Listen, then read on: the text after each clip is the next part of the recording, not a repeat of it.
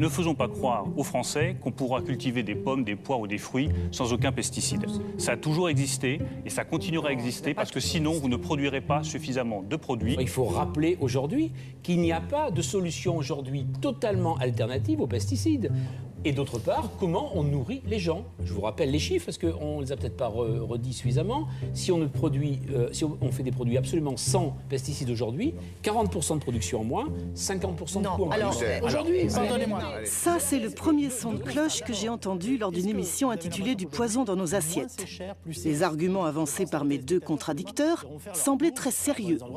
Il y a le marché, il y a les commerçants de proximité, la vente directe se développe.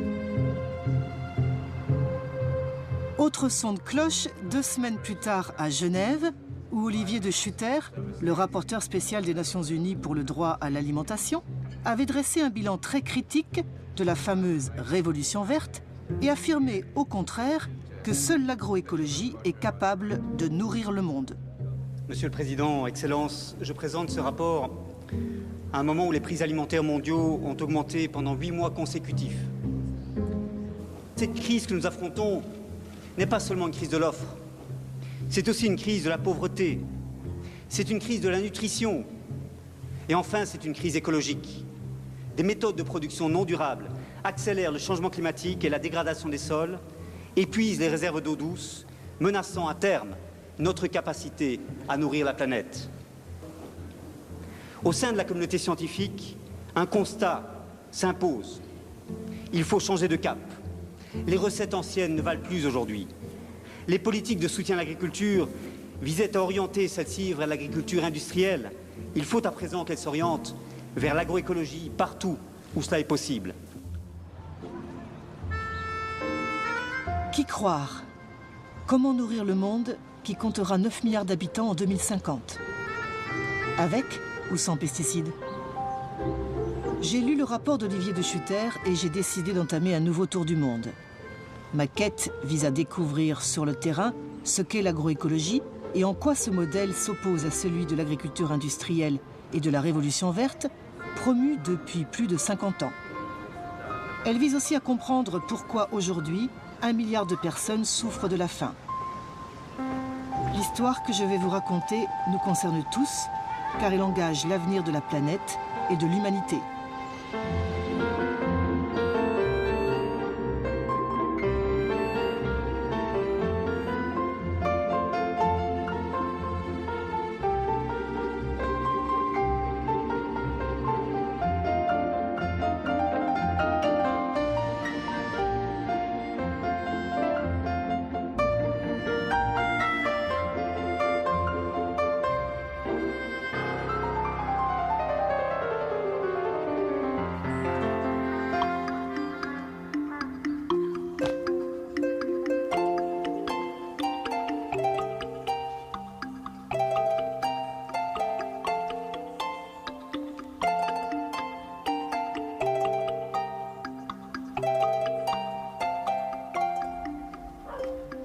La première étape de mon enquête m'a conduite au Mexique, qui représente le centre d'origine du maïs. Née il y a 9000 ans, dans ces montagnes du sud du pays, la plante sacrée des Aztèques est aujourd'hui la céréale la plus cultivée au monde. Si je suis venue rencontrer Eleazar et Teresa, c'est parce qu'ils pratiquent un système agricole développé bien avant la conquête espagnole, qui est considéré comme l'un des modèles les plus accomplis de l'agroécologie.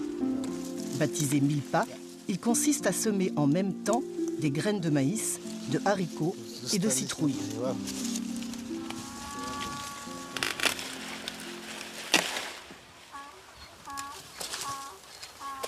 C'est du maïs local? Oui,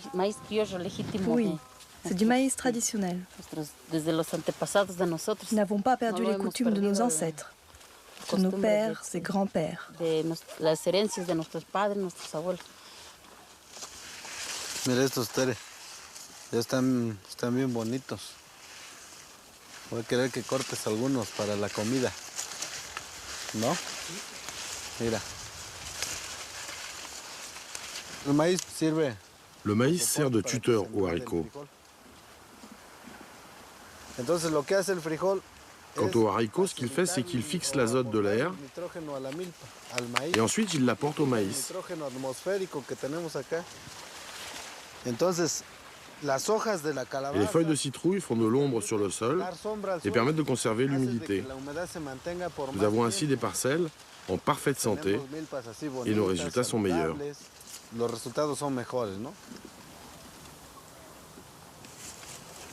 Dans le système de la milpa, il n'y a pas de mauvaises herbes, car y compris les adventices, c'est-à-dire les plantes sauvages qui poussent au milieu des cultures, ont de multiples fonctions, comme l'akawal, un cousin du tournesol. Pour nous, ce ne sont pas de mauvaises herbes. Au contraire, nous les laissons pousser dans la parcelle parce que nous les donnons à manger aux animaux.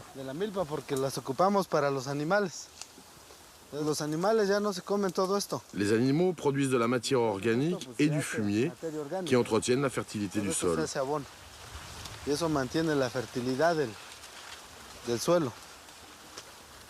Le système de la milpa est un circuit fermé. C'est pourquoi nous disons que c'est un modèle d'agriculture durable, qui ne dépend pas du marché extérieur, mais qui génère ses propres moyens de production et intrants, grâce à nos ressources et notre savoir-faire, nos semences, notre main-d'œuvre, nos animaux. Ce système nous permet d'être autosuffisants.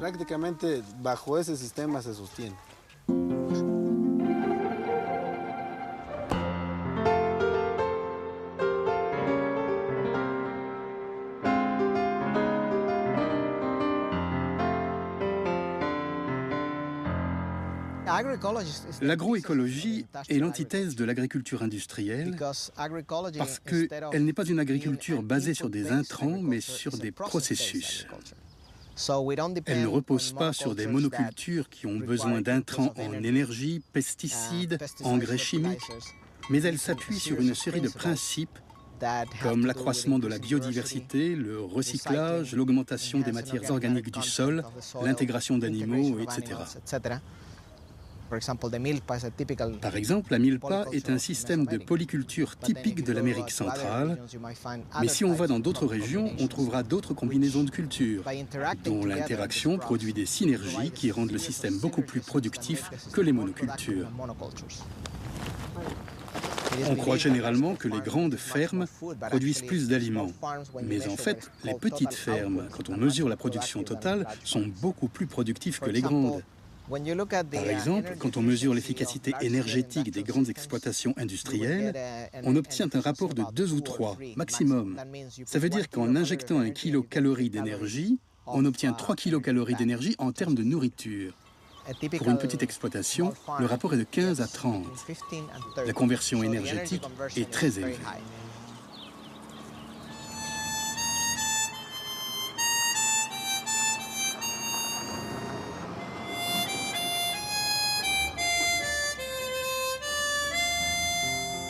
Dale Lesser exploite 480 hectares de soja et de maïs transgénique dans le Midwest américain. Contrairement à Eleazar, son collègue mexicain, il est obligé de racheter chaque année de nouvelles semences car les OGM sont protégés par un brevet. Ses coûts de production ne cessent d'augmenter en raison de la résistance développée par les insectes et les mauvaises herbes aux pesticides chimiques ou transgéniques. C'est du maïs transgénique ? Oui, cette variété est ce qu'on appelle un OGM triple. Elle comprend un gène pour la pyrale du maïs, un autre pour la chrysomèle des racines du maïs et un gène de résistance à l'herbicide Roundup. La semaine dernière, nous avons rencontré au Mexique un producteur de maïs qui pratique le système de la milpa. Vous savez ce que c'est ? Non, je n'ai jamais entendu parler. C'est une combinaison de plantes. On cultive en même temps des citrouilles, des haricots et du maïs. Quels sont d'après vous les avantages ? J'imagine que si on a plus de biodiversité, on a moins de problèmes avec les parasites. Comme nous avons ici une grande diversité d'aliments pour les insectes, ceux-ci s'attaquent un peu au maïs, un peu aux haricots, un peu aux citrouilles ou aux herbes qui poussent dans la parcelle. Au bout du compte, ils ne constituent jamais un problème. C'est le problème des monocultures. si tu fais du maïs et du maïs, finalement les parasites sont de pire en pire. Et tu dois utiliser tellement de pesticides et d'herbicides que c'est très mauvais pour l'environnement.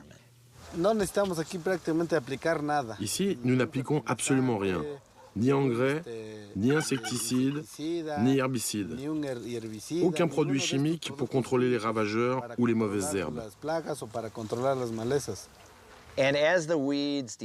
Dès que les mauvaises herbes deviennent résistantes, il faut appliquer autre chose. Et puis on finit par pulvériser toutes sortes de produits.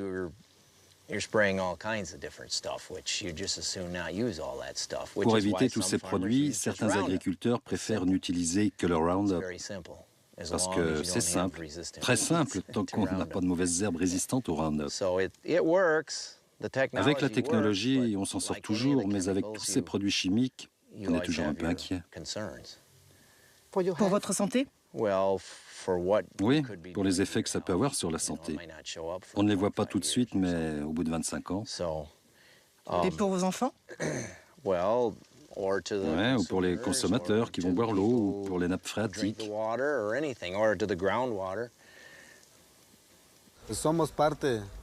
Nous faisons partie de la Terre et nous vivons de la Terre. C'est pourquoi nous ne pouvons pas déverser sur la Terre quelque chose dont nous savons que cela lui fera du mal.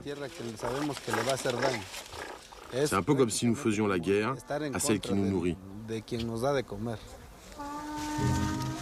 Depuis bientôt 30 ans, Eleazar, le petit paysan du Mexique, qui pratique l'agroécologie, et Dell, le grand céréalier des États-Unis, qui pratique l'agriculture dite conventionnelle, c'est-à-dire chimique, sont concurrents sur le marché nord-américain du maïs.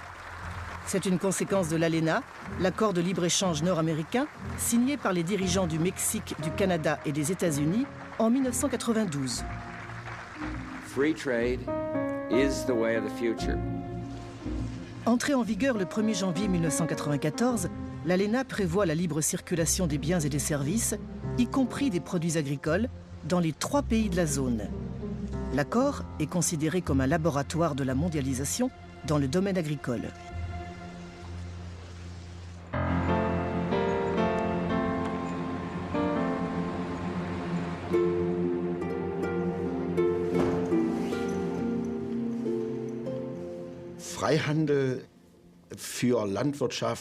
Dans le domaine de l'agriculture, le concept de libre-échange est tout simplement une farce.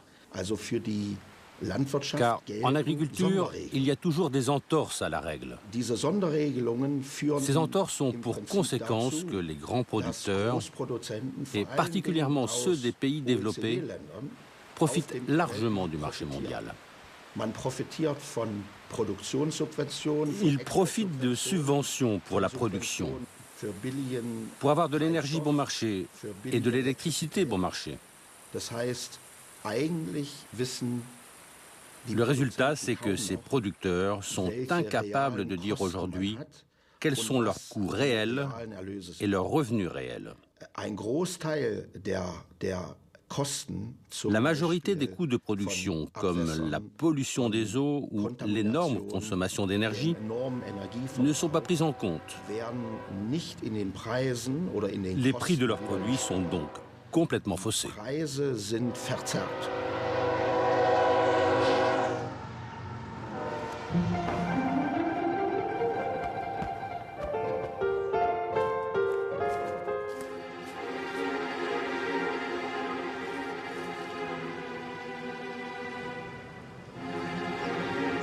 En 1992, David Pimentel a publié une étude intitulée « Les coûts environnementaux et économiques de l'usage des pesticides ». Pour la première fois, il a évalué les coûts indirects que génère l'agriculture chimique. Parmi eux, la mort d'insectes bénéfiques, d'abeilles, d'oiseaux ou de grenouilles, la contamination de l'eau et de l'air et les maladies que provoquent les pesticides chez les paysans, les riverains ou les consommateurs. Résultat, il y a 30 ans, la facture américaine s'élevait à 10 milliards de dollars par an. La quantité de pesticides qui atteint sa cible est très faible. Dans des conditions optimales, 50% des pesticides épandus atteignent la zone cible. C'est un terrible gâchis qui tue des oiseaux, des poissons, pollue l'eau et affecte la santé publique, avec des morts et des gens qui finissent à l'hôpital. Tout cela fait partie des 10 milliards de dollars de dommages.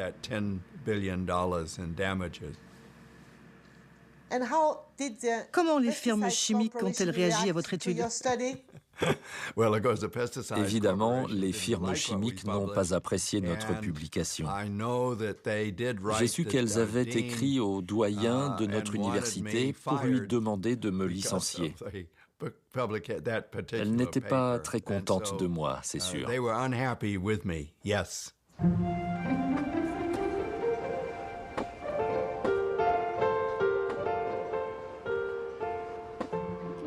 En 2008, une étude publiée par le Parlement européen a confirmé les estimations de David Pimentel. Sous la houlette de Catherine Gansleben, ses auteurs ont estimé les coûts sanitaires des pesticides utilisés en Europe pour évaluer les économies que leur interdiction permettrait de réaliser. Nous avons trouvé des preuves très solides du lien entre le cancer et l'exposition aux pesticides. En se basant sur ces données, nous avons estimé que l'élimination des pesticides cancérigènes du marché européen pourrait éviter 26 000 cas de cancer, ce qui équivaut à 26 milliards d'euros par an.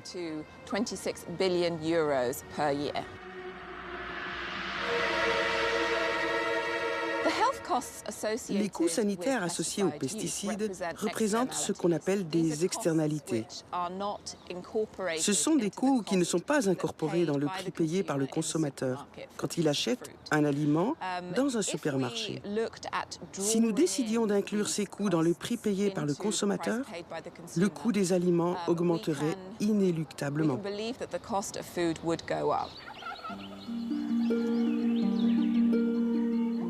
Retour au Mexique. C'est précisément parce que le prix du maïs américain est faussé qu'aujourd'hui, les petits paysans mexicains sont ruinés.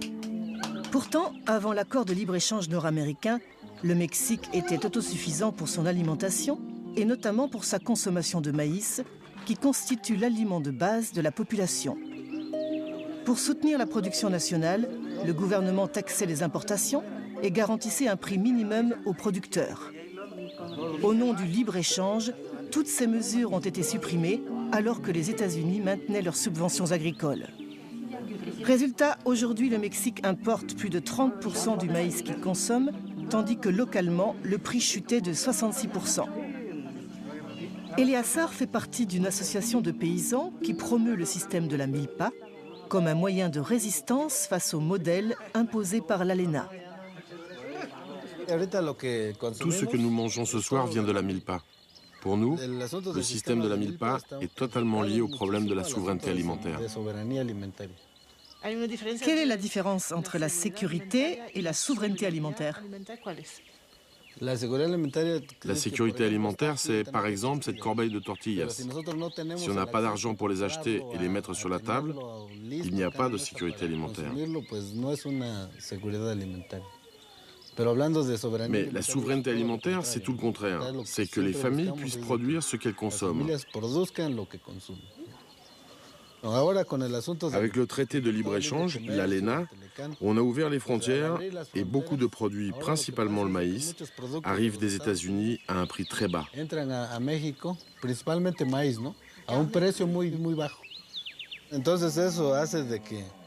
Le résultat, c'est qu'il y a beaucoup d'émigration, moins de motivation pour travailler dans l'agriculture, donc moins de paysans. Certains préfèrent acheter un sac de maïs plutôt que de le produire, parce que ça revient beaucoup plus cher. La conséquence de l'ALENA, c'est que beaucoup ont dû arrêter l'agriculture et émigrer.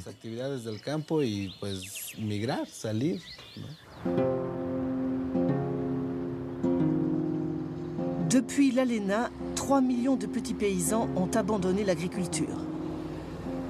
Chaque année, 500 000 Mexicains ont rejoint clandestinement les États-Unis. Les autres ont migré dans les bidonvilles de Mexico où ils survivent grâce aux expédients de l'économie informelle.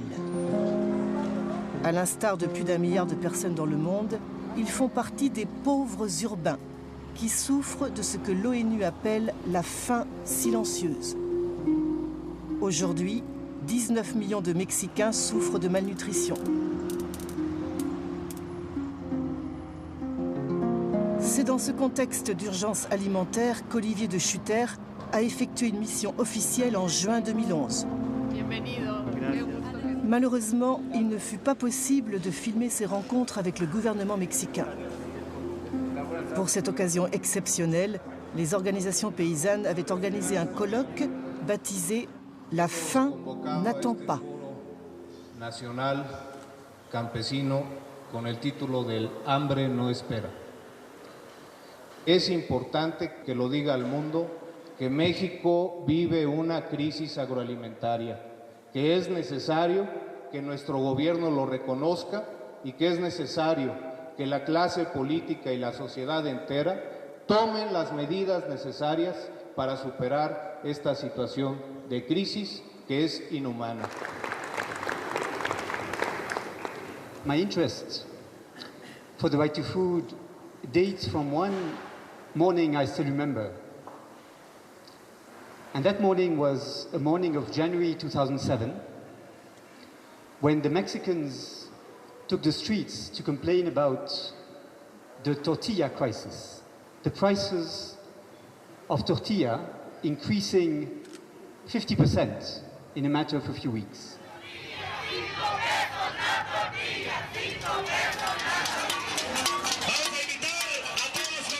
And I noted that the production was above average levels, that the imports of maize were above average levels. Still, the prices climbed.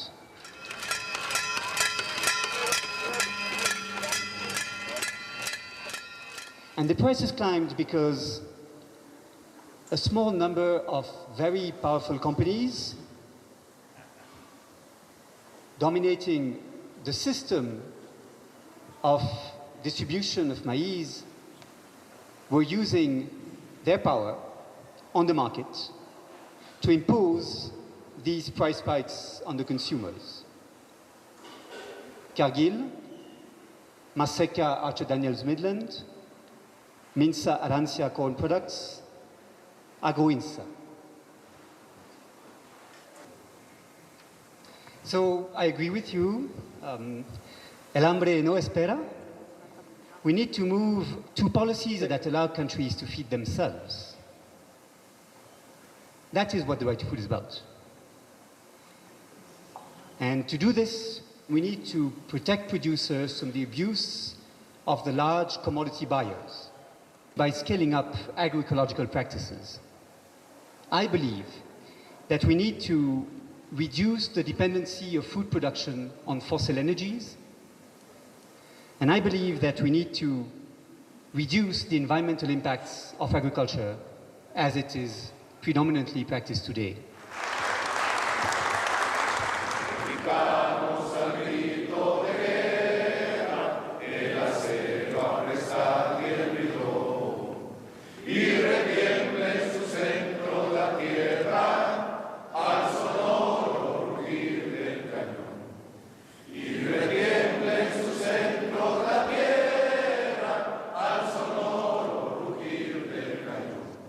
¡Viva México! ¡Viva los campesinos!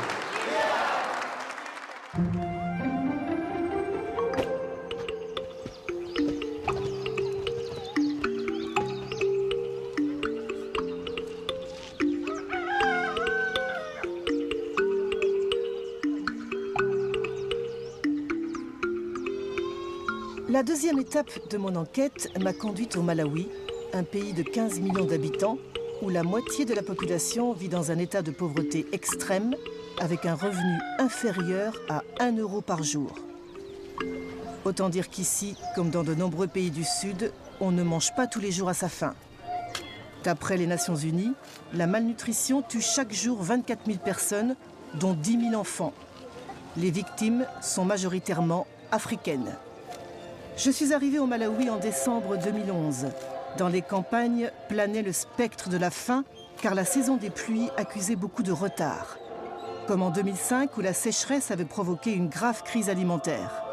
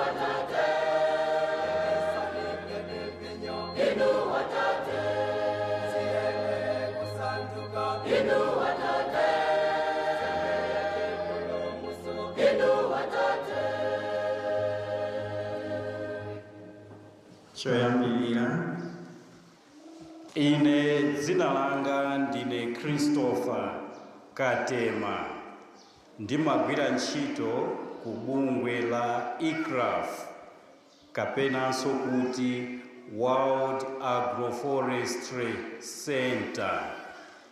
Mbewu iyi ndi mbewu ya Glycidia potero kuti pa maekala 2.5 ngati titadzala mitengo ngati iyi pakamatha zaka zitatu titha kukolola chimanga chopanda fertilizer chosachepera matani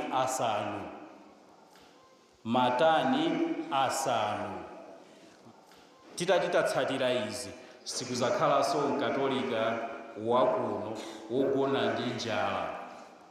Koma tsopano lino ndingofuna ndipemphe abambo Mark Majoni angofotokozako kuti kodi zimene tikunenazi zawathandiza. Zikomo Ambuye, nanga ndine Mariko Majoni, wawo banja langa Mrs. Majoni. Timagwira ntchito yoyang'anira akaidi prison ndiye 1990 pafupifupi 1989 ndinapuma. Nditapuma ndalama zonse tikagulira ine fertilizers zinatha. Chocho ndinayamba kuva kuti ICRAF amadzala chimanga ndi mitengo. Chocho ndinapita kukawafunsa, nditawafunsa amene wawo anabwera kuzandiphunzitsa. Pakali pano tinganene kuna kuti mukafuna kuti ndikuphunzitseni mutakubwera. Zikomo kwambiri.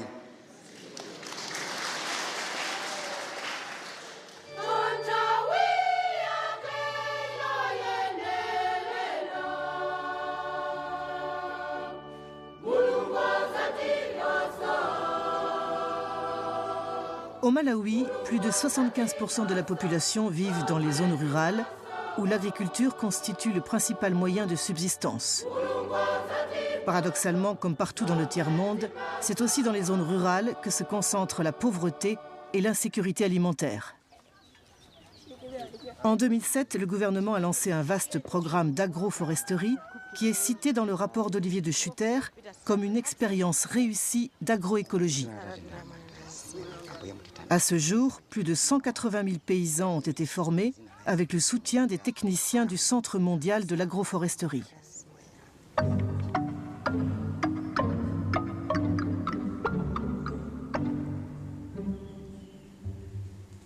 Nos sols sont naturellement très pauvres en azote et phosphore, qui constituent les éléments les plus importants pour la production agricole. C'est pourquoi nous avons décidé de promouvoir l'agroforesterie, car c'est un moyen d'augmenter la fertilité des sols.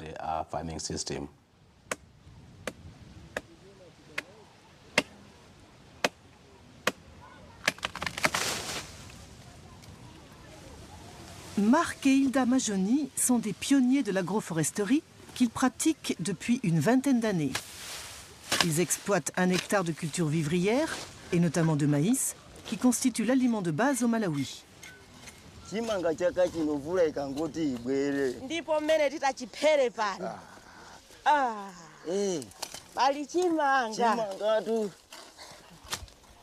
Dans leur champ, Marc et Hilda utilisent comme engrais les feuilles de Gliricidia, un arbre qu'ils ont planté autour de leur culture, mais aussi en alternance avec les plants de maïs.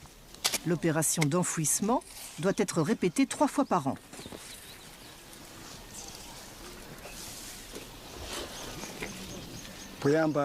Avant, les sols étaient détériorés. Ils n'étaient pas fertiles.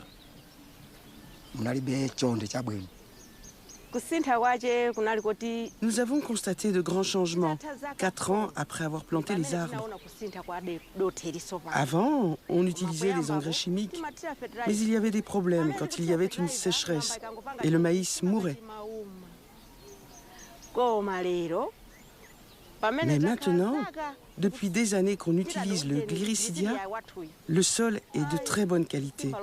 Et malgré la sécheresse, le maïs pousse, ça marche très bien.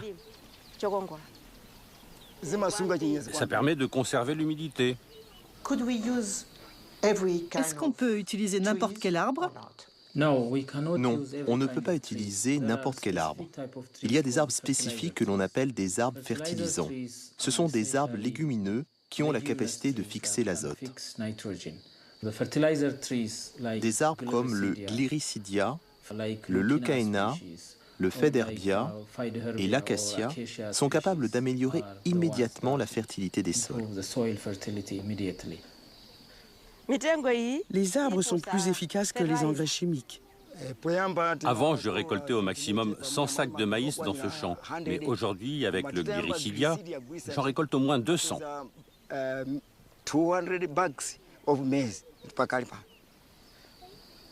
Dans ces parcelles, les rendements sont multipliés au minimum par 2 ou par 3.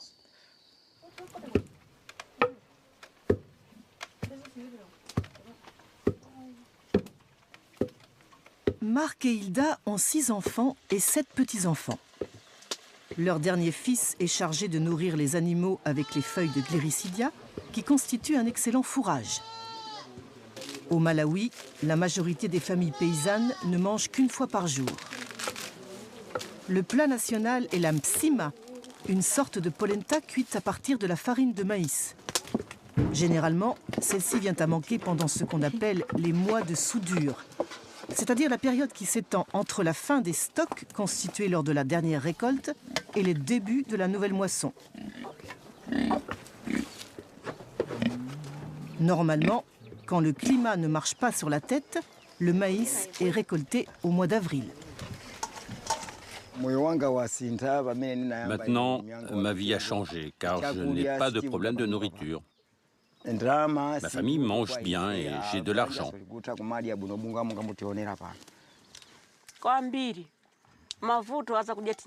Avant, dès novembre et parfois septembre, nos réserves de maïs étaient épuisées.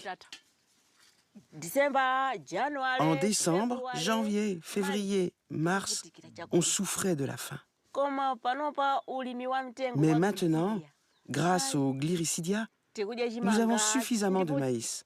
Nous en vendons à nos voisins et nous sommes heureux. J'ai des copains à l'école qui ne mangent pas bien parce que leur père n'utilise pas le Gliricidia et ils ne récoltent pas assez. Moi et mon frère, nous pratiquons cette agriculture dans nos champs. Nous souhaitons pour nos enfants et notre pays, le Malawi, que chaque personne ait ses arbres.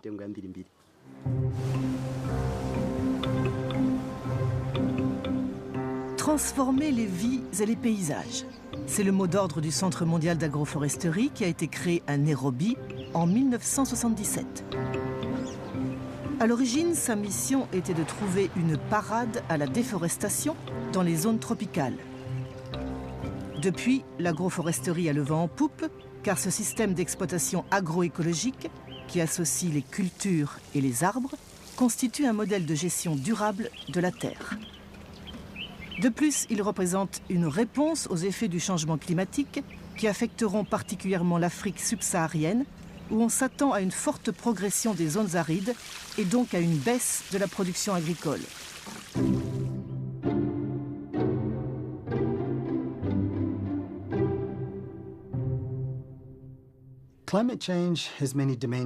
Il y a deux manières de combattre le changement climatique. Soit on essaie de réduire l'émission de gaz à effet de serre dans l'atmosphère, soit on essaie de réduire leurs effets. Les arbres sont excellents pour séquestrer le dioxyde de carbone présent dans l'atmosphère. Ce sont des champions pour l'intégrer dans leur bois et le sol. Si nous augmentons la quantité d'arbres dans l'environnement, nous augmentons aussi notre capacité à stocker le dioxyde de carbone de l'atmosphère. C'est le bénéfice des arbres et les arbres sont fantastiques. Pour les chercheurs de Nairobi, l'agroforesterie ne concerne pas que les pays du Sud, mais aussi ceux du Nord, où les adeptes de l'agriculture industrielle et de la fameuse révolution verte ont fait disparaître les arbres des surfaces cultivées. Or, l'agriculture industrielle est responsable de 14% des émissions de gaz à effet de serre, car c'est une grande consommatrice d'engrais et de pesticides chimiques fabriqués avec du pétrole ou du gaz. Pour les spécialistes de l'agroforesterie, il est urgent que les pays développés revoient leur modèle agricole ou dominent les monocultures.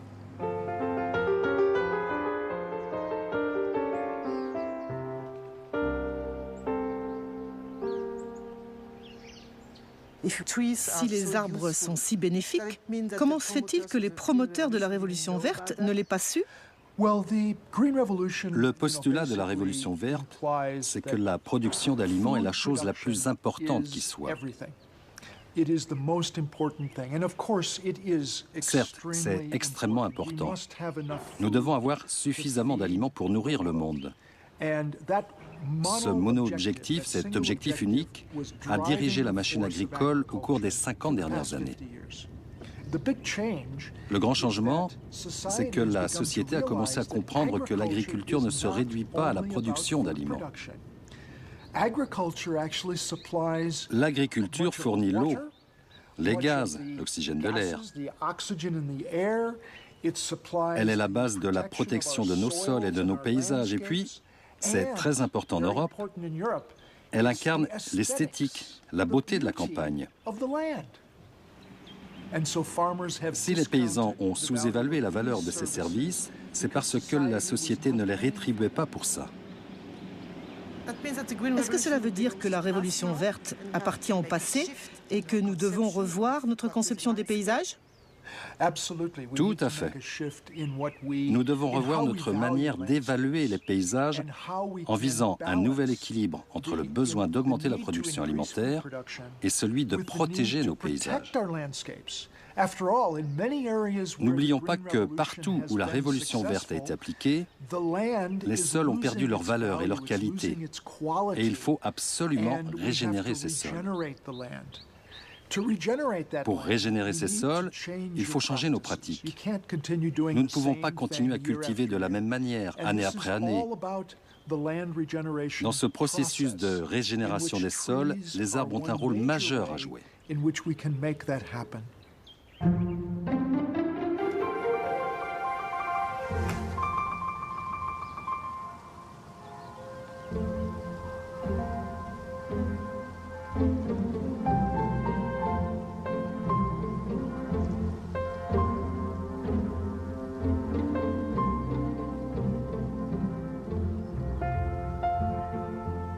Changer les pratiques.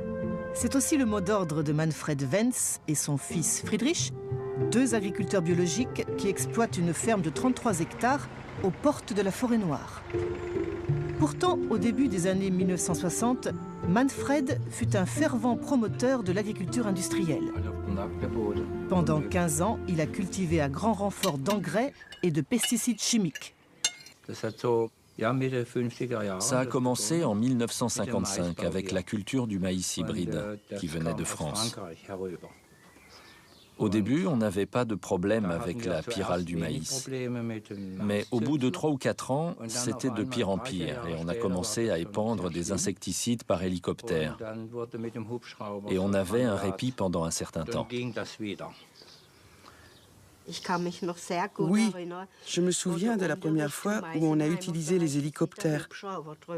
Il y avait des gens au bord de la route qui disaient « C'est pas possible, ils sont devenus fous ». Comment était votre sol? Il était parfait quand j'ai commencé l'agriculture dans les années 1950. Mais 15 ans plus tard, il était tout dur et très clair. Il n'y avait plus d'humus. C'était une catastrophe. En 1967, on a eu un problème avec un insecticide, la simazine, qui ne marchait plus du tout.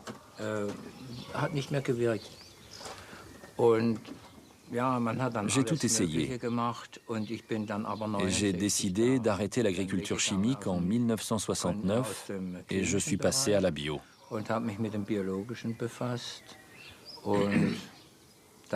Pendant 10 ans, ça n'a pas été facile parce que dans ma tête, je continuais à penser conventionnel. Labourer, travailler dur, bouger le sol. Et en 1980, j'ai connu le docteur Cumming qui m'a appris la technique du non-labour.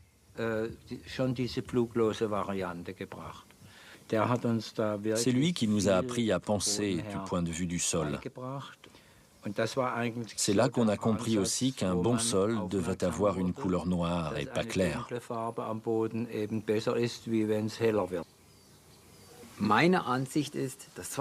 Pour moi, le XXe siècle fut le siècle de la chimie, notamment dans l'agriculture. Le XXIe siècle sera définitivement celui de la biologie.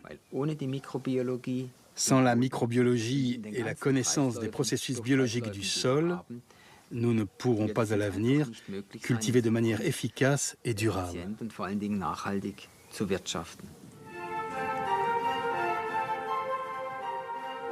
Manfred et Friedrich pratiquent ce que l'on appelle les techniques culturales simplifiées.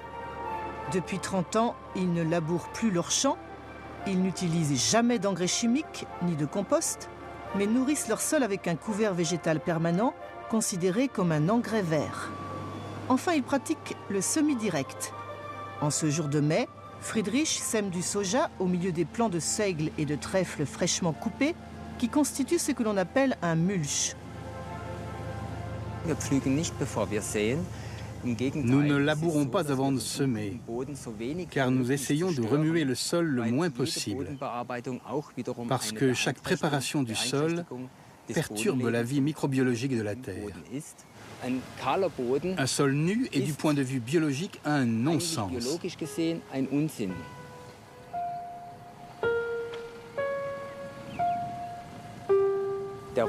Le seigle fabrique beaucoup de matières sèches et donc de carbone. Le trèfle est une légumineuse qui fixe l'azote de l'air. Or, le carbone et l'azote constituent la base de l'humus. C'est donc un mariage de plantes qui se complètent parfaitement et qui ont différentes fonctions, comme celle de protéger le sol. Le sol est protégé contre les agressions mécaniques, telles que la pluie, le vent, les rayons du soleil, contre la transpiration. On a une meilleure gestion de l'eau, ce qui est très important, surtout dans les régions sèches. Comment sont vos rendements comparés à ceux du soja conventionnel? Avec notre système, nos rendements sont similaires. L'année dernière, ils ont même été plus élevés. Parfois, ils sont un peu inférieurs.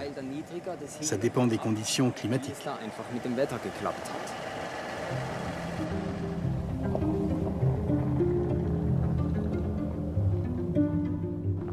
La question des rendements est au cœur des études menées par l'Institut Rodel.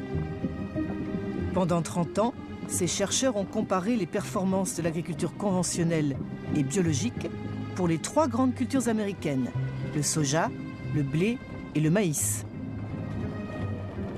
Celles-ci ont été cultivées sur des parcelles expérimentales côte à côte. Résultat, l'agriculture biologique entraîne une réduction de 45% de la consommation d'énergie et de 40% des émissions de gaz à effet de serre. Quant au rendement, le rapport publié par l'Institut Rodel confirme les résultats obtenus par Manfred et Friedrich Wenz. Chaque année, les rendements sont similaires. Les différences sont si minimes que les scientifiques les considèrent comme négligeables. Excepté pour les périodes de sécheresse où les performances des cultures biologiques sont supérieures à celles des cultures conventionnelles. Pourtant, l'un des arguments de l'industrie des pesticides, c'est qu'un passage massif à l'agriculture biologique entraînera une réduction de 20 ou 30% des rendements. Ce n'est pas vrai, et nous l'avons prouvé. Et pas sur 3 ou 5 ans, mais sur 30 ans.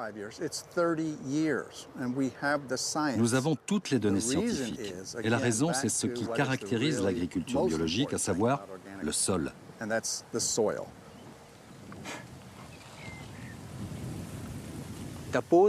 Le sol est la clé. Il y a plusieurs manières d'apprécier la qualité du sol. D'abord, il y a la structure grumeleuse.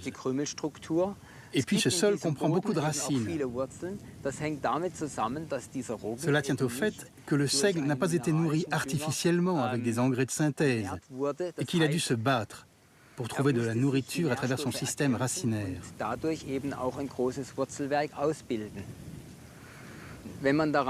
Ensuite, quand on le sent, on a cette odeur de forêt. Et c'est la preuve que la microbiologie du sol fonctionne à merveille. Le résultat, on le voit. Quand on prend un morceau de terre et qu'on le met dans un verre d'eau, la terre ne se décompose pas immédiatement, car elle est très ferme. C'est ça l'humus.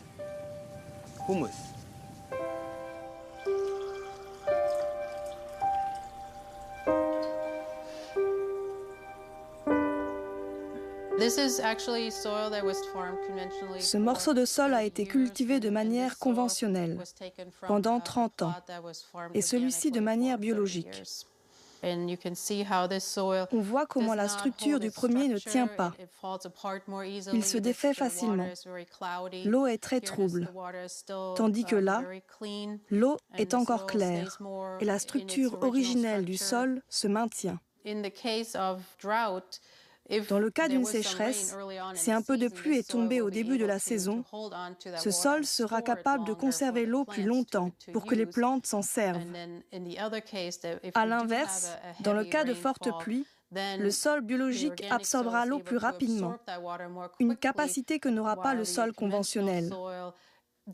Dans ce cas, l'eau va ruisseler de la surface, en érodant le sol, polluant les eaux souterraines et de surface avec les herbicides et les pesticides qui ont été utilisés. Nous avons besoin de systèmes stables qui ne marchent pas que dans des conditions optimales, mais qui sont capables de répondre à des conditions extrêmes. Et malheureusement, ça va être de plus en plus fréquent. Pour Friedrich et Manfred, l'avantage de l'agriculture biologique, c'est aussi la stabilité financière que garantit leur système agricole. Grâce à la réduction des coûts de production, ils économisent 500 € par hectare et par an. Ces atouts financiers, ainsi que le problème de l'érosion des sols conventionnels, attirent de nombreux candidats à la conversion qui participent aux journées portes ouvertes organisées chaque année au mois de juin. À la mi-mai, je n'aurais pas osé vous amener ici. C'était affreux. Vu les conditions climatiques qu'on a eues en hiver, je suis plutôt satisfait.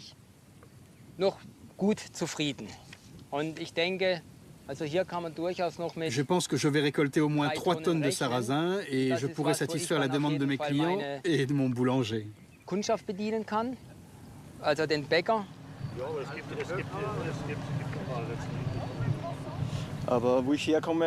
Je suis venu ici parce que j'ai beaucoup de problèmes d'érosion de mes sols. J'espère les régler avec cette méthode.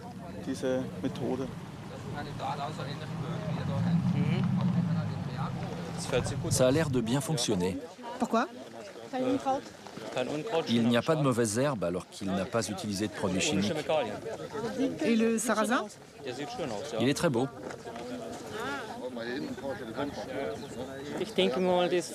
Tout ce que nous montre Friedrich est une solution pour améliorer ma pratique. Et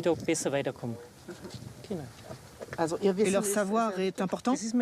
Oui, très important. C'est comme une petite graine qui donne envie de continuer. Ça vous donne de l'espoir? Oui, beaucoup d'espoir.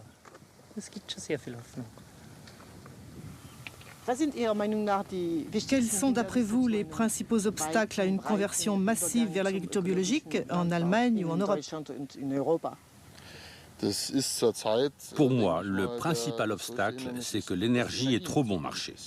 Le jour où le prix de l'énergie montera et que l'agriculteur conventionnel ne pourra plus payer les engrais chimiques, il sera obligé de se tourner vers l'agriculture biologique, parce que ça ne sera plus supportable. Je crois que parmi les obstacles principaux à opérer ces transitions vers une agriculture durable, il y a les intérêts économiques au maintien du système actuel. Ce sont des intérêts qui sont extrêmement puissants. Les fournisseurs d'intrants chimiques n'ont aucun intérêt à ce que l'on enseigne aux agriculteurs comment se passer de ce qu'ils produisent et de ce qu'ils vendent. Je crois qu'il faut que les États comprennent qu'ils doivent travailler pour le bien-être des populations dans le long terme et qu'ils ne doivent pas simplement être au service des intérêts de quelques multinationales qui monopolisent le pouvoir aujourd'hui dans le système agricole.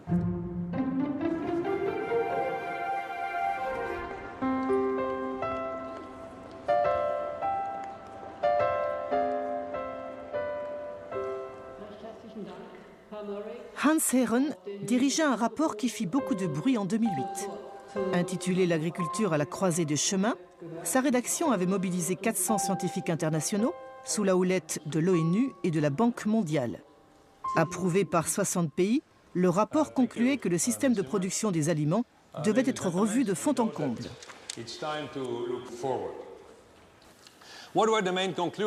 Quelles sont les principales conclusions?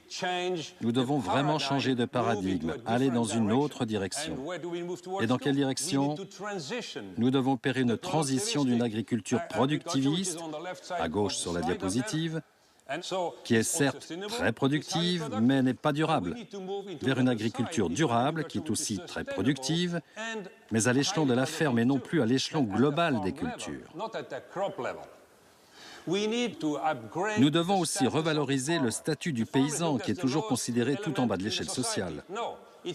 Non, il devrait être tout en haut car sans lui, il n'y a pas de nourriture et donc plus de vie possible.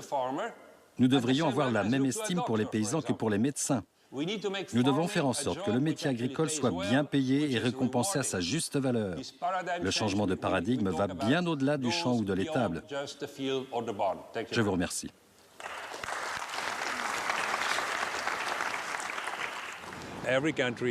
Chaque pays doit être responsable de son agriculture en investissant dans ses propres paysans, dans ses propres scientifiques, dans ses propres institutions, afin de soutenir le changement de paradigme. Il est clair que pour cela, nous avons besoin du savoir des paysans, mais aussi de science et de technologie. La clé, c'est de trouver comment nous pouvons marier les innovations et le savoir des paysans. Pour cela, il faut rattraper 50 ans de retard dans la recherche pour une agriculture durable.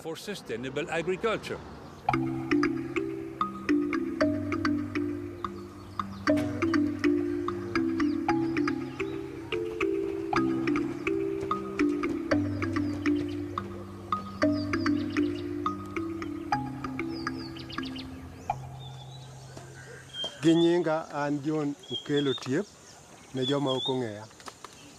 Arwakou e farm na be kama wabiro puonjore gigo matin ma wanyalo neno. Jathurwa moro kotelo loka kocha to wacho ni yes we can. I'm saying that we can. With push-pull, we can. Push-pull is a technology where you don't have to apply any pesticide, any fertilizer, any herbicide. Still, you can increase the yield and increase soil fertility. And I would like to see at least 1 million people here to adopt it. If there are 10 people in a family, we can see 10 million people to be food secure immediately in this country.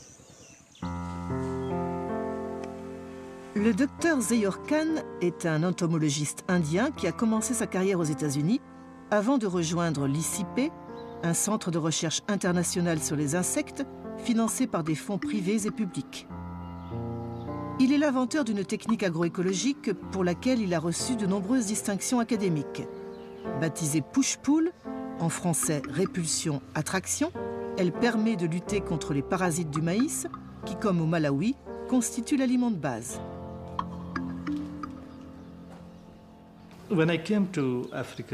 Quand je suis arrivé en Afrique en 1993, j'ai constaté que les petits paysans avaient 3 problèmes. La pyrale du maïs, l'herbe des sorcières et un sol peu fertile. En Afrique, l'herbe des sorcières peut causer des pertes annuelles de 7 à 13 milliards de dollars. Voici ce qu'on appelle l'herbe des sorcières. C'est une plante parasite qui se nourrit des racines du maïs.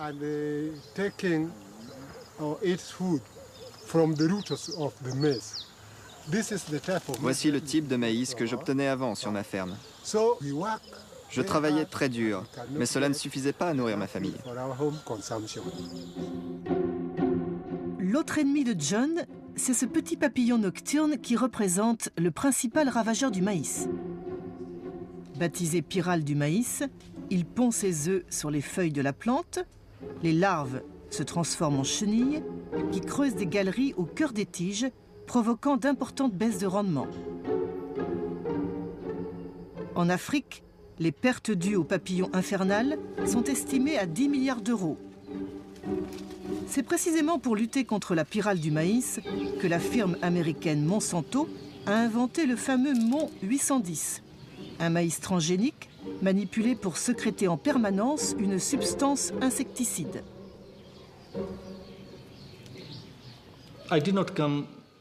Je n'ai pas découvert la technologie push-pull tout de suite. Il m'a fallu beaucoup de temps pour trouver une technique qui permette de résoudre tous ces problèmes. Il a fallu aussi beaucoup de recherche pour comprendre la communication entre plantes et insectes ou entre les plantes elles-mêmes, et pour choisir soigneusement les plantes capables de repousser, mais aussi d'attirer les insectes, tout en contrôlant l'herbe des sorcières et en augmentant la fertilité des sols.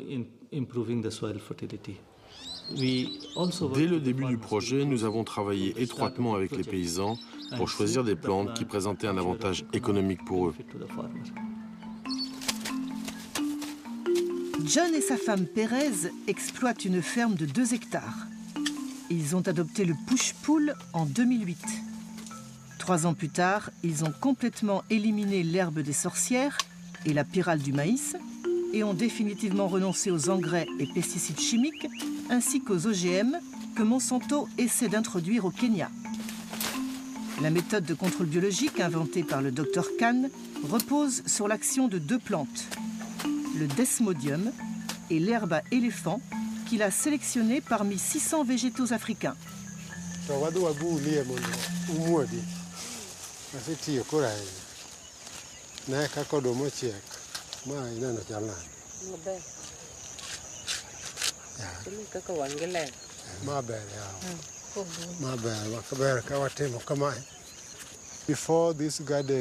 Avant, dans cette parcelle, les rendements étaient très bas. Dans un demi-hectare, je récoltais 2 sacs de 90 kg. Les rendements sont passés de 2 sacs à 22 ou 24 sacs.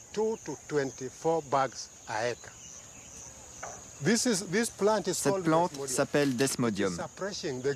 Elle détruit les racines de l'herbe des sorcières. Elle apporte de l'azote au sol. De plus, elle recouvre entièrement le sol et le protège de l'érosion. Le desmodium est aussi un répulsif pour la pyrale du maïs qui affecte nos cultures. Quand les pyrales sentent le desmodium, elles s'enfuient et partent vers l'herbe à éléphant.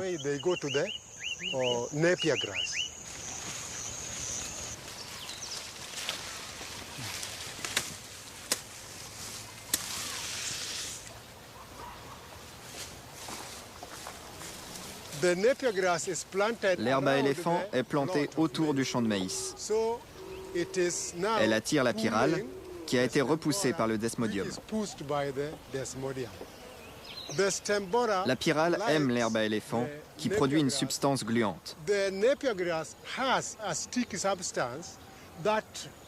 Quand les pyrales pondent leurs œufs sur les feuilles de l'herbe à éléphant, les larves meurent.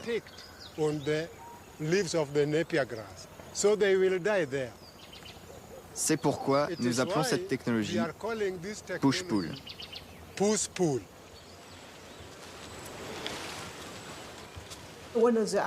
L'un des arguments utilisés par l'industrie des pesticides, c'est que l'agroécologie et le push-pull est une méthode écologique de contrôle des ravageurs.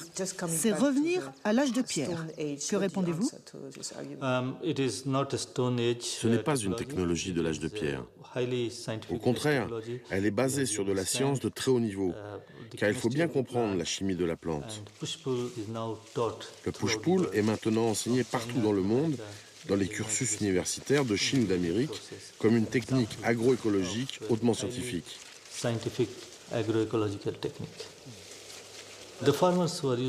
Les paysans qui utilisent la technique du push-pull comprennent beaucoup mieux les systèmes agraires. Ils sont plus habiles et pratiquent l'agriculture d'une manière bien meilleure que les paysans qui se contentent d'acheter une bouteille de pesticides et de l'appliquer. La technique du push-pull a permis à John et Pérez de diversifier leurs productions agricoles. Ils ont agrandi leur cheptel de chèvres et vaches laitières qu'ils nourrissent avec l'herbe à éléphant et le desmodium. Grâce à ce fourrage riche en protéines, la productivité du lait a été multipliée par 3. Le couple a fait construire une nouvelle maison pour héberger sa nombreuse famille. Il l'appelle la maison du push-pull. Pérez récolte les semences de desmodium qu'elle vend aux nouveaux adeptes du push-pull. À ce jour, 50 000 paysans kenyans ont adopté la technique. Désormais autosuffisante, la famille tire aussi des revenus substantiels de sa production de maïs.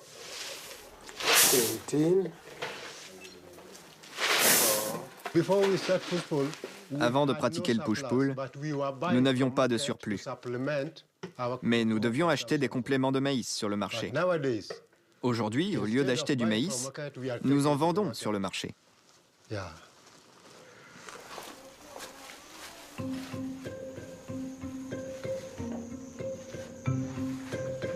Le push-pull est présenté comme une technique agroécologique durable et efficace dans un rapport publié par les Nations Unies en 2008. Intitulé « L'agriculture biologique et la sécurité alimentaire en Afrique », il s'appuie sur une quinzaine d'expériences en Afrique de l'Est et conclut que l'agroécologie permet d'augmenter les rendements d'au moins 120% dans un délai de 3 à 10 ans. Après avoir rappelé qu'en Afrique subsaharienne, le nombre de personnes souffrant de la faim a augmenté de 20% au cours des 20 dernières années, les experts de l'ONU encouragent les décideurs politiques à considérer, je cite, d'un œil nouveau les promesses de l'agriculture biologique. L'agriculture biologique est basée sur les savoirs locaux, sur les ressources et les intrants locaux. Le mot décisif est local, avec en plus un souci de prévention et de régénération, c'est-à-dire qu'on crée les moyens de production sur une base durable.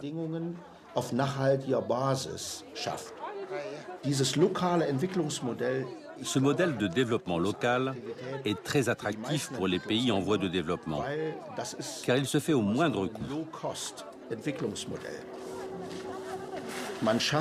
Il permet de créer de la production locale et des marchés locaux. C'est un modèle autonome qui tire toute l'économie vers le haut.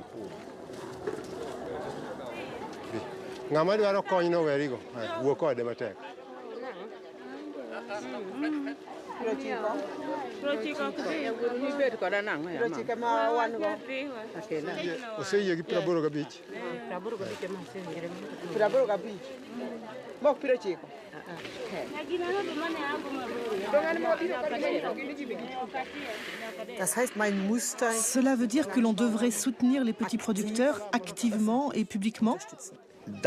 Absolument. Aujourd'hui, les experts considèrent qu'on doit attribuer aux petits paysans un rôle tout à fait nouveau.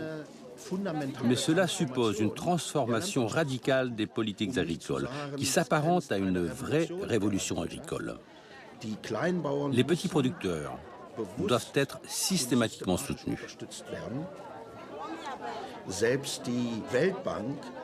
Même la Banque mondiale, dans un rapport récent, a estimé que chaque dollar investi dans l'agriculture engendre 3 dollars d'activité économique, contre 1,5 ou 2 dollars seulement pour 1 dollar investi dans le secteur industriel.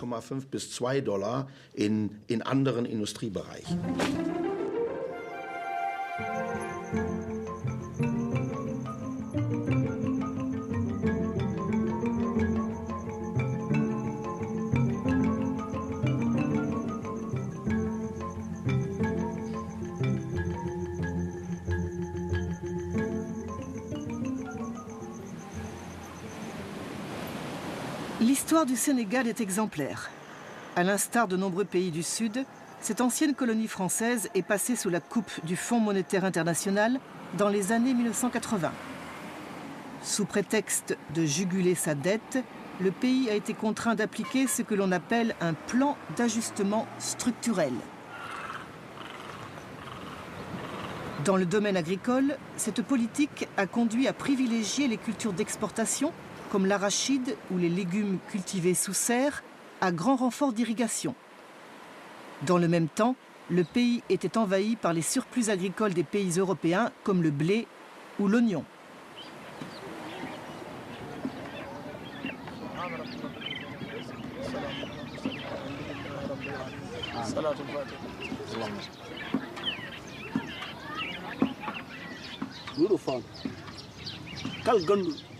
haalnañ dañ bare haalnañ fandu bandu ko aduna Allah woni ko dessin aduna Allah woni hollir duuɗo fandu ngannen aduna ko koko jokkandir ko yimɓe mbiyata kon jokkandir ɗum noon woni oɗo bim ɗo e to gonɗo ɗo e Sénégal ko moƴƴinata ko soble men ko bonnata ko soble men fof jeeya hen soble ummoto ɗo Europe Espagne France Allemagne Hollande ɗeɗon soble ummoto ga ngara ɗo ganden ɗo noon e ga ujunaji kewɗi kilométre uji gonɗo ma won hedde 5000 km waɗi ɗum jiɗɗen ñaagaɗen to e dow soble garoɗe ɗe yimɓe nangan men ɗum enen ko ndenno ko bel ma wawi yaade so yeehi bel ma wawi ko dañi ko nafma ɓesma andi sa liggima kadi mbasa belɗa kadi andi tofta liggey kono objectif men kam enen ko yalla yata ken wiye ko remoɓe Sénégal en mbawan Sénégal. En 2006, alors que la dépendance alimentaire du Sénégal ne cessait de progresser, le gouvernement a pris une décision iconoclaste. Il a interdit l'importation des oignons de février à juillet, c'est-à-dire pendant les 6 mois de la production nationale. Or, avec le riz, l'oignon est l'aliment le plus consommé du pays.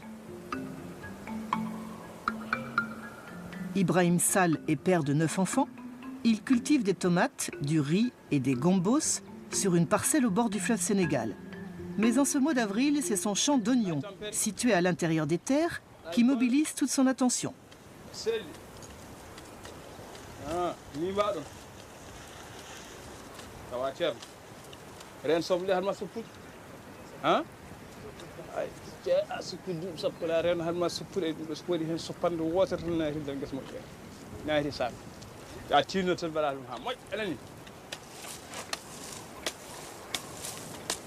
Le fait qu'on interdise l'importation des oignons, ça nous apporte du bonheur, pratiquement nous les paysans.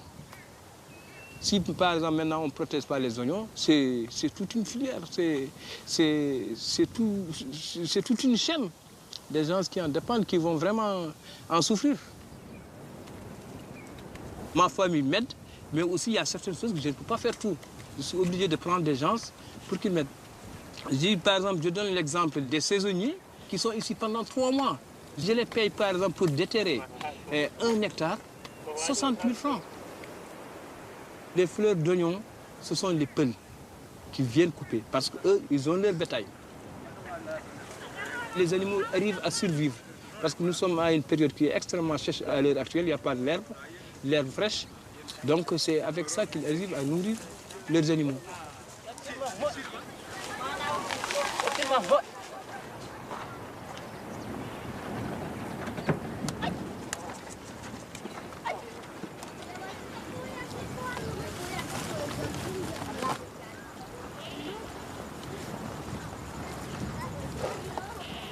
S'il n'y avait pas cette filière, moi personnellement, je ne serais pas là.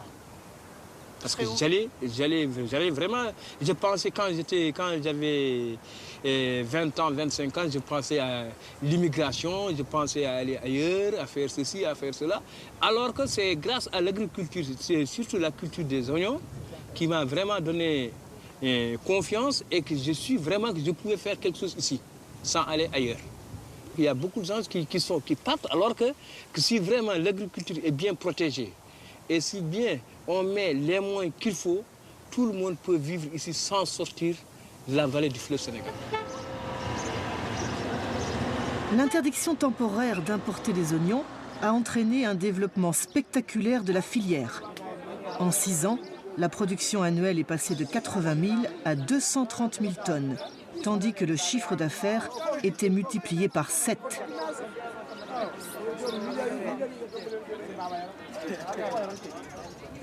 Ibrahim vend sa production bord-champ, comme on dit ici, à un banabana, un intermédiaire qui se charge du transport des oignons du champ jusqu'à Dakar. Ce jour-là, Ibrahim n'est pas satisfait, car les marchés de la capitale sont saturés d'oignons et le prix s'est effondré.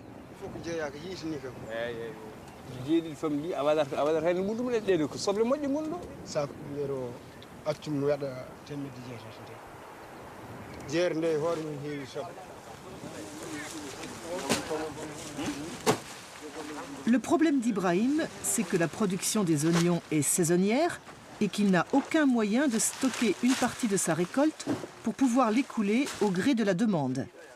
Pour être pleinement efficace, l'interdiction temporaire des importations devrait être accompagnée d'un développement des aires de stockage. Si je ne vends pas, je suis obligé d'attendre de faire des hangars provisoires, ou bien j'amène des stocks sous les arbres. Comment faire? Je suis sûr que si par exemple on trouve des magasins pour pouvoir stocker, nous pourrons satisfaire le Sénégal, les besoins du Sénégal pendant 10 mois.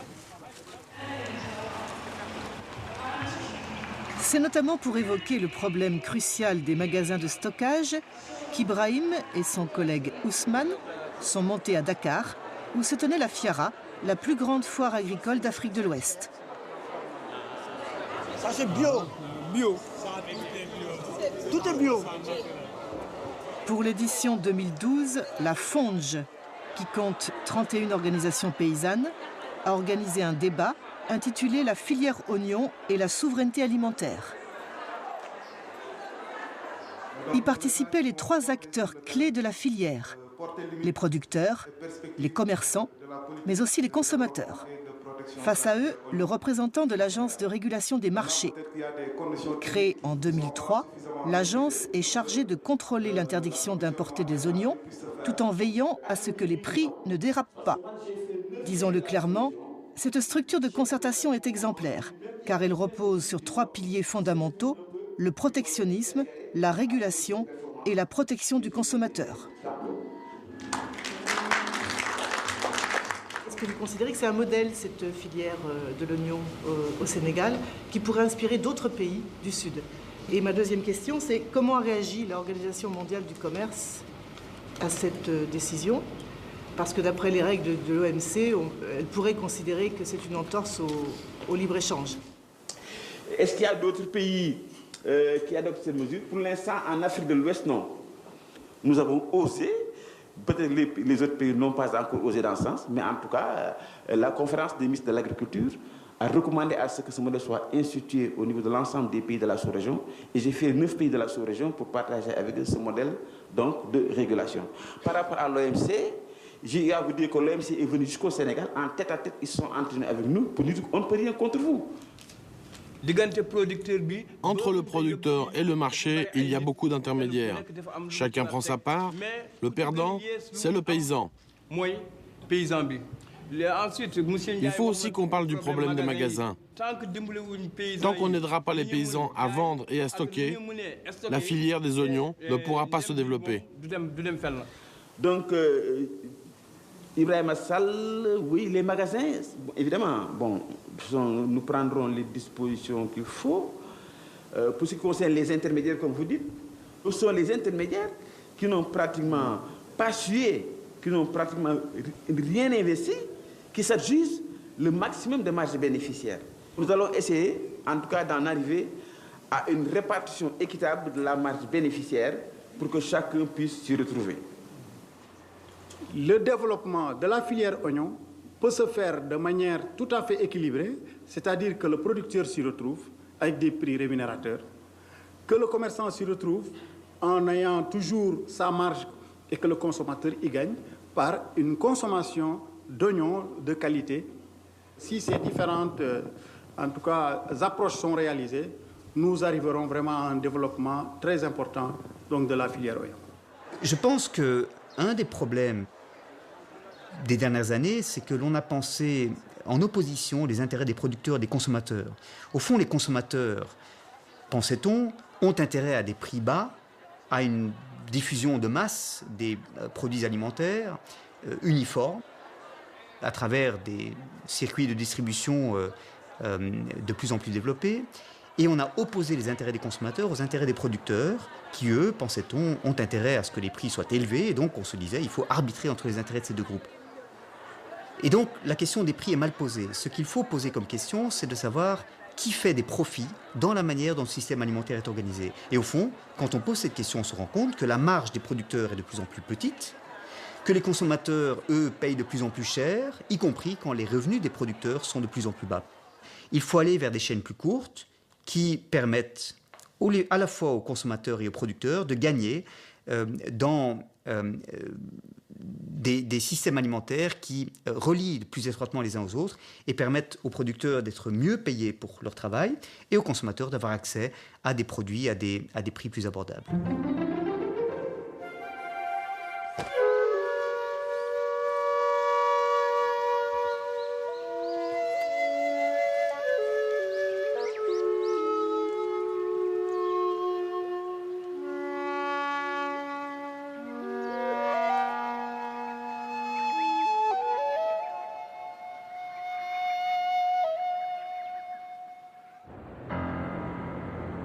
Avec ses 130 millions d'habitants, le Japon est l'un des pays le plus dépendant du monde pour son alimentation.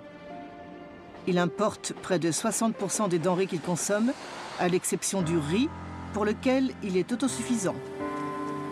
En effet, depuis la fin de la Seconde Guerre mondiale, le gouvernement soutient la production de l'aliment de base de la population en taxant lourdement les importations.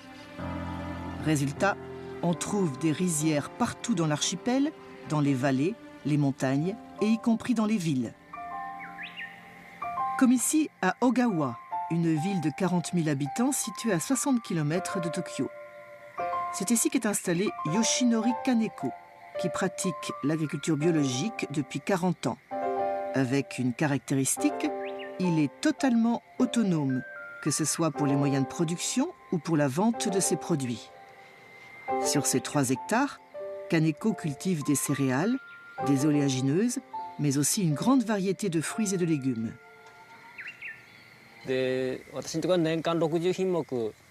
Je fais 60 légumes dans l'année et une centaine d'espèces végétales différentes. En japonais, on appelle les paysans des yakusho, ce qui veut dire celui qui cultive 100 choses. Les consommateurs sont contents d'avoir plein de légumes différents et puis l'agriculture, ce n'est pas comme dans l'industrie. Si on ne fait qu'une sorte de culture, ça provoque des maladies et des parasites. La nourriture qui constitue la vie et la santé n'a rien à voir avec les produits industriels. Chaque légume est unique. 100 légumes, ce sont 100 vies qui me sont confiées. Derrière les tâches agricoles se cache une philosophie qui explique l'incroyable harmonie qui règne sur la petite ferme. Ici, tout est traité avec beaucoup de soin. Les plantes, les arbres ou les animaux, dont le bien-être est capital. Fils de paysan depuis plus de 10 générations, Kaneko a coutume d'expliquer sa démarche par une anecdote. Dans les années 1960, alors que le Japon voulait moderniser son agriculture, son père s'est lancé dans l'élevage intensif de vaches laitières et pour lui, ce fut le début des problèmes. Mon père avait 30 vaches. Chaque vache fait 30 kilos de fumier par jour. Donc, on avait 1 tonne de fumier par jour qu'on ne pouvait pas écouler. De plus, les vaches étaient en mauvaise santé, donc je suis revenu aux fondamentaux de l'élevage.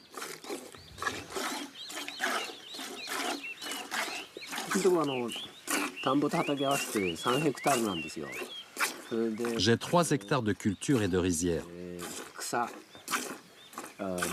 Quand on pense à l'équilibre entre les herbes, les champs, les rizières, 3 vaches, c'est le bon nombre, car je peux les nourrir complètement.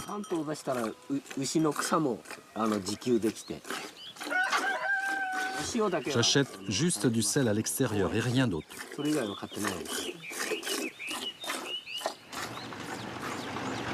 L'autosuffisance, c'est le maître mot de Kaneko.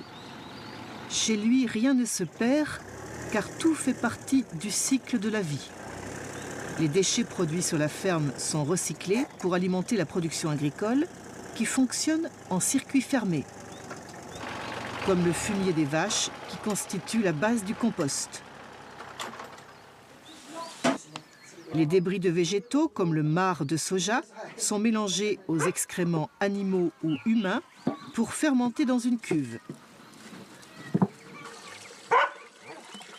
Le méthane, produit par la décomposition des matières organiques, est récupéré et sert d'énergie pour la cuisine.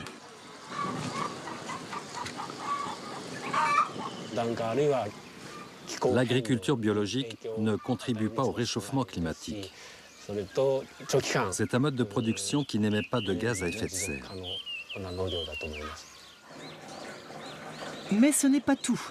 Kaneko est aussi autonome pour l'alimentation énergétique de ses engins agricoles, car il fabrique son propre carburant à partir des huiles usées qu'il purifie à l'aide d'une centrifugeuse.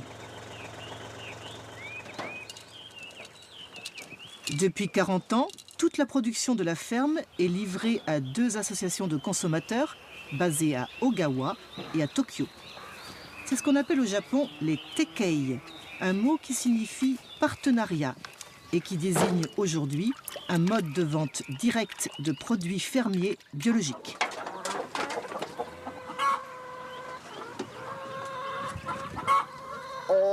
Ici, tout est bio. Le mouvement des tekkei a été créé en 1971 en même temps que la Fédération japonaise de l'agriculture biologique, dont Kaneko fut un membre fondateur. Je collabore avec 30 familles de consommateurs. Nous avons une relation très proche, comme dans une vraie famille. Et nous partageons la même exigence de qualité.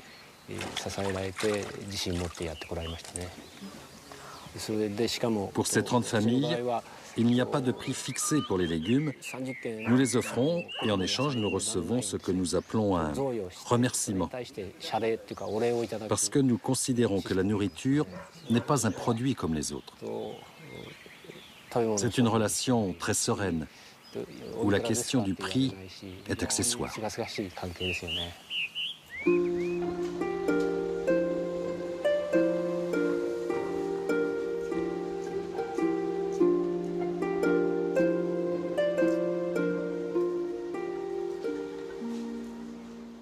Dans quel contexte économique et social sont nés les tekkei ? Après la Seconde Guerre mondiale, le Japon a misé sur l'industrialisation pour sa reconstruction. Avec l'aide des États-Unis, il a essayé de rattraper le niveau des pays développés.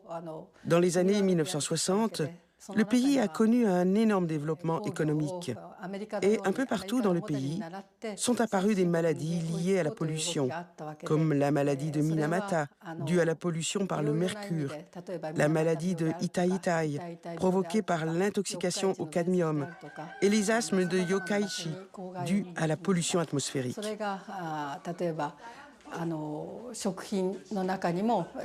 Dans la nourriture, on a trouvé des résidus de produits chimiques, ce qui a provoqué l'inquiétude des jeunes mères de famille dans les villes, qui ont donc cherché à se procurer des aliments sains.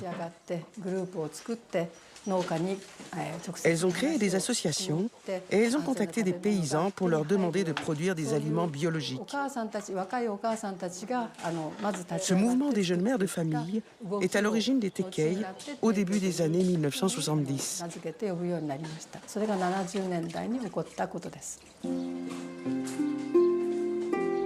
Tomoko n'a pas oublié ses premières rencontres avec les jeunes citadines qui n'avaient jamais vu une ferme de leur vie. Aujourd'hui, le système est bien rodé. Les paniers sont préparés 2 fois par semaine en fonction des goûts des familles avec qui les Kaneko collaborent depuis près de 20 ans. Ça fait partie des bonnes choses du Tekei. J'enregistre dans ma tête tous les besoins des consommateurs. Je sais que telle famille aime ceci, telle autre aime plutôt cela.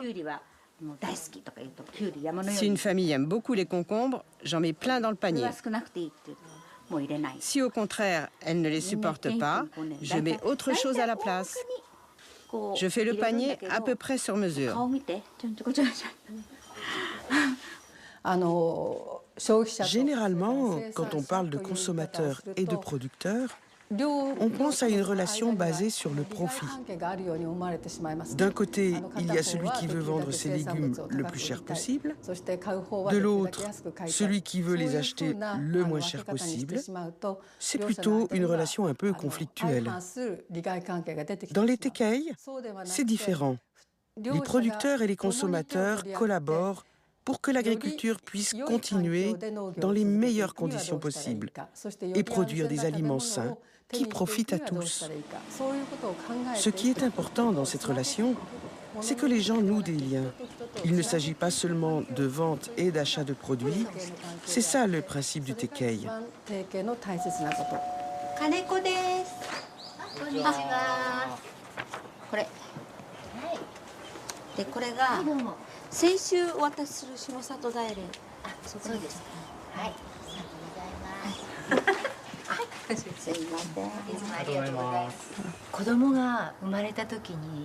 Quand mon enfant est né, je ne voulais pas le nourrir avec des légumes qui contenaient des résidus de pesticides. Car je pense que c'est très mauvais pour la santé. Les légumes des Kaneko sont très bons. C'est pourquoi je continue de m'approvisionner chez eux. Est-ce que vous savez que ce système des Tekei est repris un petit peu partout dans le monde maintenant? Est-ce que vous êtes au courant de ça?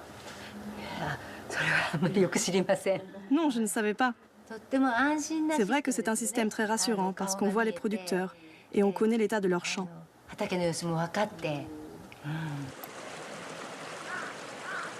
De fait, le système des Tekei a le vent en poupe, comme aux États-Unis où les CSA, mot à mot l'agriculture soutenue par la communauté, ont été créés dès 1985.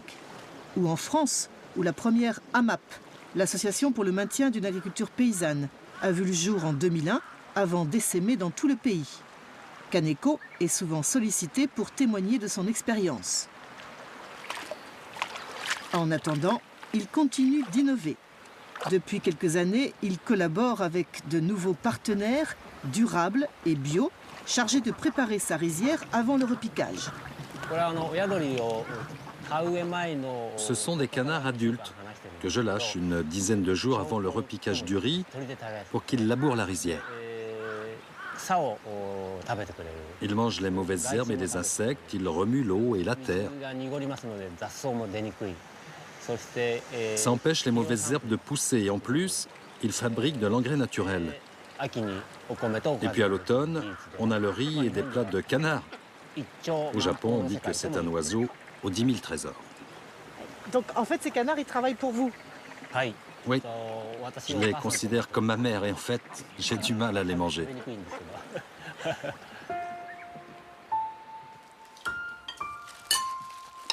Le couple Kaneko n'a pas pu avoir d'enfants, mais il a pourtant une grande famille. Tous les repas sont partagés avec le chef de culture, mais aussi avec les stagiaires japonais et internationaux qui se succèdent depuis 30 ans. Certains sont étudiants, d'autres retraités. Tous envisagent de s'installer en agriculture biologique en suivant les enseignements de celui qu'ils considèrent comme leur maître. Je suis venu chez Kaneko parce que non seulement il est autonome d'un point de vue alimentaire, mais aussi dans le domaine de l'énergie.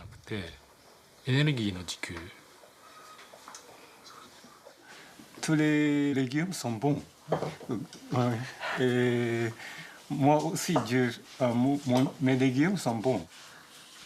Et je peux comparer, mais ces légumes sont meilleurs que les miens. Tout ce qu'il y a sur la table vient de la ferme? Oui, tout vient de la ferme, sauf le poisson. Il n'y a pas de poisson dans la province de Saitama. Est-ce que vous pensez que l'agriculture biologique pourrait nourrir le Japon? Oui, je pense que oui. L'État et les experts disent que c'est impossible, mais mon expérience montre que c'est possible.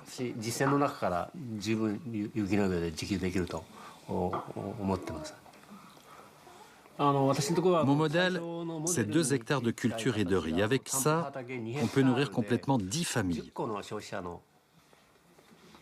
Si on divise 2 hectares par 10 familles, chaque famille a besoin de 20 arts pour se nourrir. Or, au Japon, chaque habitant dispose en moyenne de l'équivalent de 4 arts. Donc, une famille de 5 personnes peut être autosuffisante. Si on se base sur les surfaces cultivées actuelles, le pays peut se nourrir soi-même.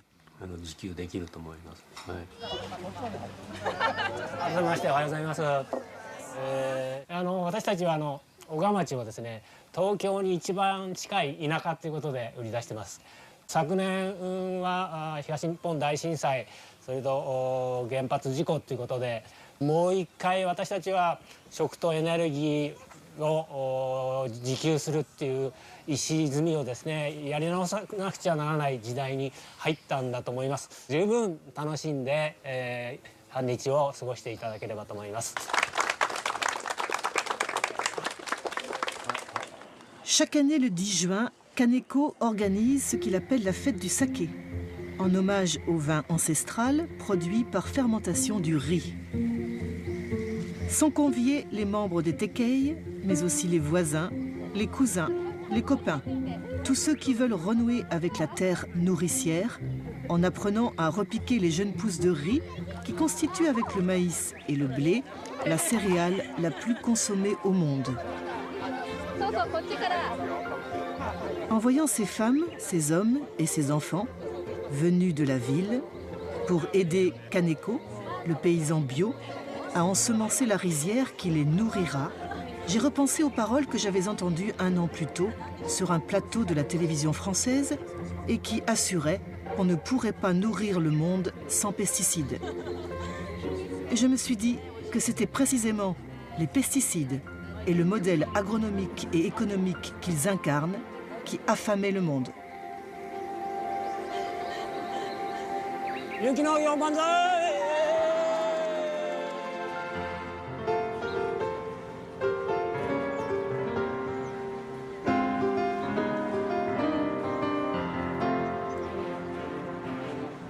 Je suis formel, nourrir 9 milliards de personnes en 2050, même un peu plus, et qui est prévu avec une agriculture sans pesticides, c'est absolument possible. Je suis absolument formel là-dessus, mais par contre, c'est savant. C'est-à-dire que c'est une agriculture qui évitera la monoculture, qui évitera de ne mettre qu'une seule espèce, qu'une seule variété dans un même champ. C'est au contraire une agriculture savante dans laquelle il y aura associé dans un même champ plusieurs espèces, plusieurs variétés, tolérantes à différentes catégories d'insectes et d'agents pathogènes. Savez-vous sur quoi se fondent ceux qui prétendent qu'on ne peut pas nourrir le monde sans pesticides? Je pense qu'effectivement, cet argument selon lequel on ne pourrait pas produire et nourrir la population sans pesticides, c'est le discours de l'agrochimie et ça sert leurs intérêts. Donc ce qu'il faut, c'est une véritable révolution agricole. Une véritable révolution agricole, absolument, dans tous les sens du terme. C'est à la fois une révolution technique, passer de processus industriels et de produits standards à une agriculture plus respectueuse de l'environnement et plus artisanale. C'est une révolution, il faut être honnête, culturelle pour les agriculteurs, de comprendre que non, ce qu'on leur a dit être moderne n'est finalement pas si moderne, et que l'agriculture moderne de demain, c'est celle qui respectera les abeilles, les pucerons, les coccinelles et les carabes. Que les agriculteurs ne se découragent pas. C'est politiquement, il nous faut gagner un combat. Et pour gagner ce combat, c'est uni. Il faut mener consommateurs, environnementalistes, agriculteurs, tous unis vers une agriculture au service de l'intérêt général.